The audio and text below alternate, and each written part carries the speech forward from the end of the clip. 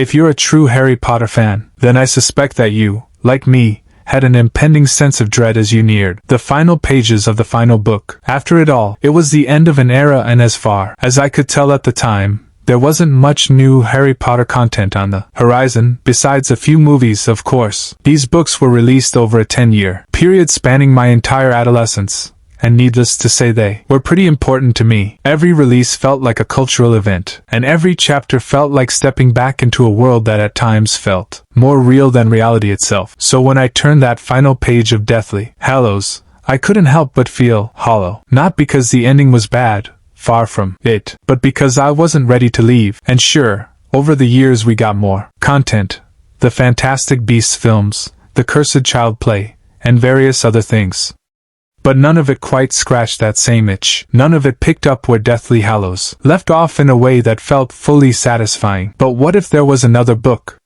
A book that gave us real clarity on the aftermath of Voldemort's downfall. A story that didn't skip ahead 19 years to a peaceful train station, but instead started in the rubble of Hogwarts, when the war was over. A story that could replace the words "all was well," not to placate us, but to finally show us what came next. That's the story I want to explore.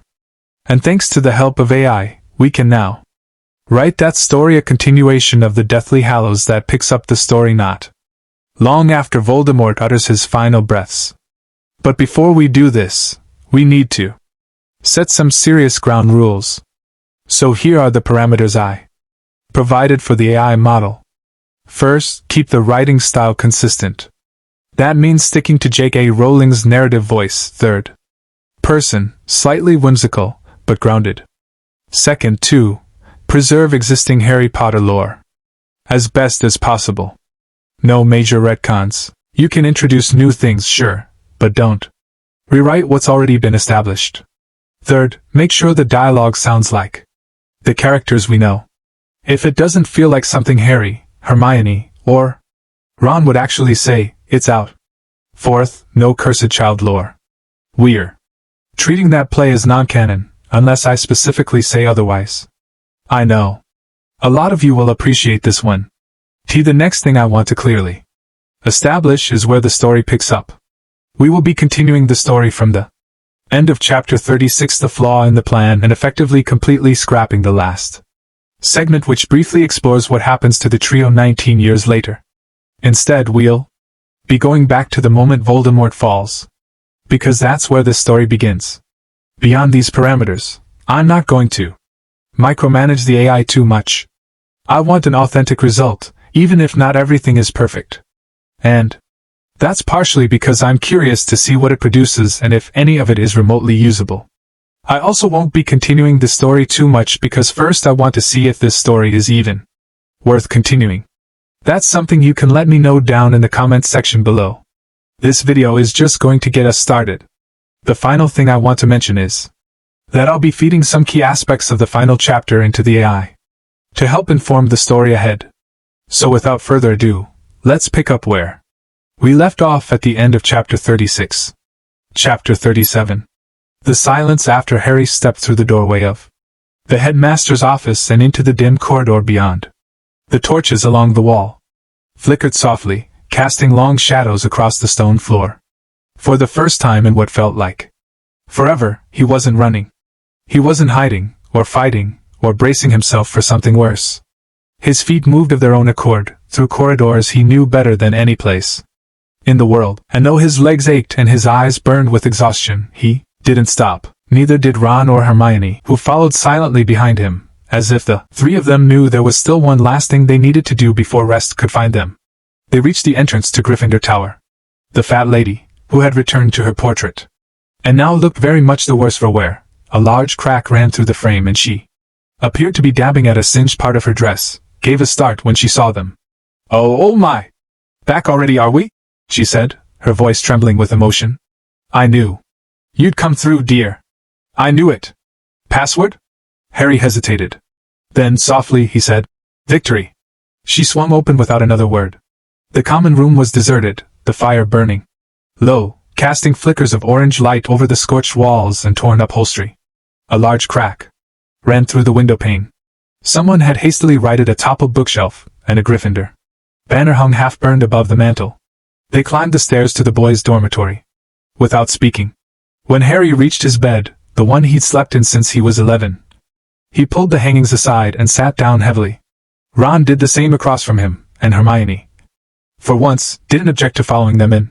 She sat beside Ron, curling her legs underneath her. There was a silence, thick but not uncomfortable. Then Ron said quietly, "It's really over, isn't it?" Harry nodded. "No Horcruxes. No Voldemort. No Snape lurking about trying to kill Dumbledore." "I don't think he ever really wanted to kill Dumbledore," Hermione murmured. "No," Harry said. "He didn't."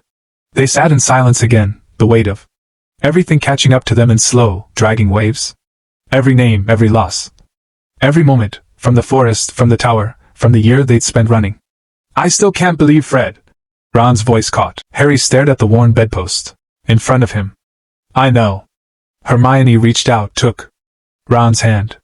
He didn't pull away. A distant sound echoed from below, the faint chatter of people still gathered in the great hall, voices rising and falling like the lull of a sea storm finally beginning to ease. "We'll have to go to the funerals," Hermione said. "Fred, Tonks, Lupin, and Colin," Harry said. "And Lavender, I think." "And then what?" Ron asked. "What happens next?" Harry didn't answer right away. He lay back on the bed, arms folded behind his head, and looked up at the torn canopy above him. "We rebuild," he said finally. "We try to make sure it doesn't happen again." Hermione's voice was quiet but firm. "We fix the ministry. We protect Hogwarts. We help people recover." Ron sighed. "We get jobs. Grow up." Harry gave a weak smile. "Speak for yourself." They laughed, a little too loudly, a little too desperately, but it felt good. For the first time in days, maybe longer, something resembling hope drifted in with the smoke curling from the fireplace downstairs. And somewhere, just beyond the cracked window of Gryffindor Tower, the sun continued its slow climb above the mountains, warming a castle that had survived another war. Chapter 38 The Weight of Morning. When Harry awoke, he wasn't sure at first where he was.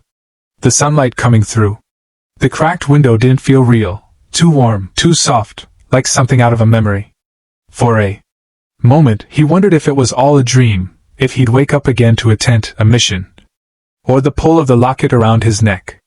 But the ache in his bones told him the truth.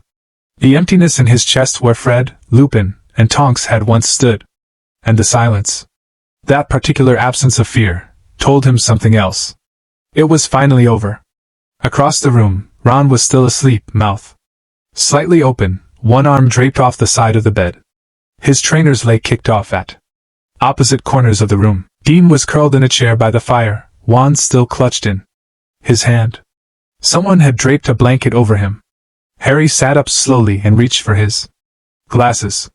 His wand, lay beside him on the nightstand, whole once more.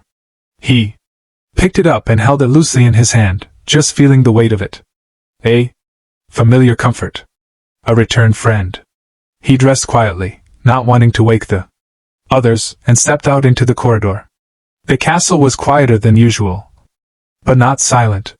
Somewhere deep below, he could hear the muffled clatter of dishes and the murmur of voices. House elves, most likely, already back at work. Some things never changed. He passed shattered statues, scorched tapestries, and blood-stained stone as he made his way down toward the great hall. The damage wasn't just physical, it clung to the air itself, a heaviness that lingered in the shadows. When he entered the hall, the tables were once again rearranged, this time to resemble something between a memorial and a makeshift war council. Long rows of chairs had been set up, and rows of white-draped bodies lined the front. Fred, Tonks, Remus, Colin Creevey, barely older than a first year. Harry stopped walking. His feet refused to go any further. Harry. It was Kingsley. He stood near the dais, no longer in his tattered robes from the night before, but in a fresh set of deep purple ones that gave him a strange air of solemn authority. His gold hoop earring was gone. "Sorry," Kingsley said, stepping closer. "Didn't mean to startle you." Harry shook his head. "You didn't. There'll be a memorial service this afternoon," Kingsley said quietly. Not a funeral, not yet, but something for the families. Closure. Harry's eyes lingered on Fred's still form. I don't know what to say. You're not expected to, said Kingsley. Just be there. There was a pause. We're going to need you, you know, he added. Not today, but soon. Harry turned to look at him. I don't want a desk job, he said automatically. Kingsley gave a faint smile. Didn't think you would. But people will be looking to you. Not just as a symbol, as someone who understands what was at stake. Someone who can keep it from happening again. Harry didn't answer. He wasn't ready to think about the future, not yet. Not with George somewhere upstairs, probably still unable to speak. Not with so many names yet to be written on gravestones. Kingsley gave him a pat on the shoulder and moved off, his deep voice already offering comfort to a pair of grieving parents nearby. Harry stood still for a long time. Then he walked the length of the hall and sat down beside Professor McGonagall, who was nursing a cup of tea, eyes red but spine straight as ever. Without looking up, she said, Mr. Potter. Professor. A long silence. Then, you'll stay for a while? Harry nodded. Yes. As long as I'm needed. She placed her cup down and turned to him. I suspect that will be quite some time. And that's it for now. If you want me to continue this story, let me know down in the comment section down below. Also, how do you think the AI did? Until next time. Remember, it does not do to dwell on dreams and forget to live.